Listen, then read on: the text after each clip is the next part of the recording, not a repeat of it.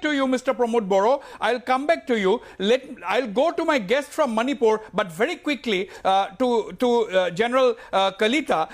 General Kalita, you know, you have been in the thick of things right at the start of this conflict, because you were then the serving army commander. You were the general officer commanding in chief of the Eastern Command. You had been to Manipur during the peak of that violence. Now, is it a military solution?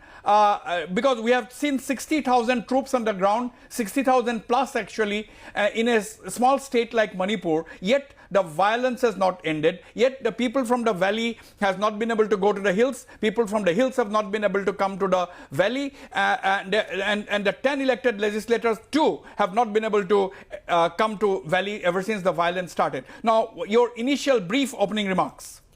No, you see, firstly, there is no military solution to such problems, particularly such type of ethnic clashes or clash between two communities. We have to seek going for a political solution only. That's my first remark. But close to 2 years now, the continued cycle of violence which has been taking place in Manipur has been a cause of concern for the entire country. And there has been some periods of peace interspersed with cycles of violence again.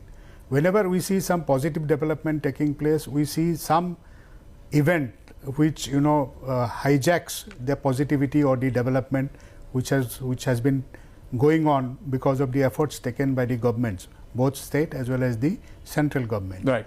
This has been happening right from 3rd of May of 2023. And recently also, after the imposition of the President's rule, the Honorable Governor had initiated a lot of positive measures, like based on his call for surrender of weapons.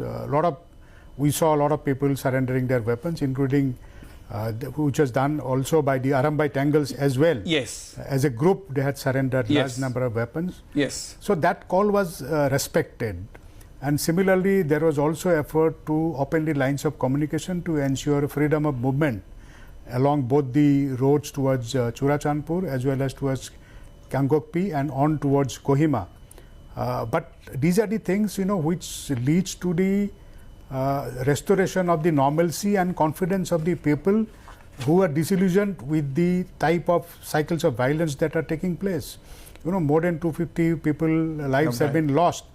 Close to 2,000 people have been injured. And the worst of all, 60,000 people displaced within their own state.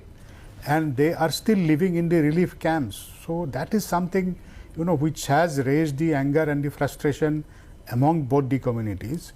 But alongside that, we also see no movement towards positive engagement between the two communities that are engaged in the conflict. Though a lot of efforts have been made by the government and the others, mediators as well, to start some sort Let's of have everybody dialogue. on the screen. So start a dialogue between both the communities, because ultimately the solution has to be found out by sitting together by both the communities. Right. Right. Absolutely. Sitting together.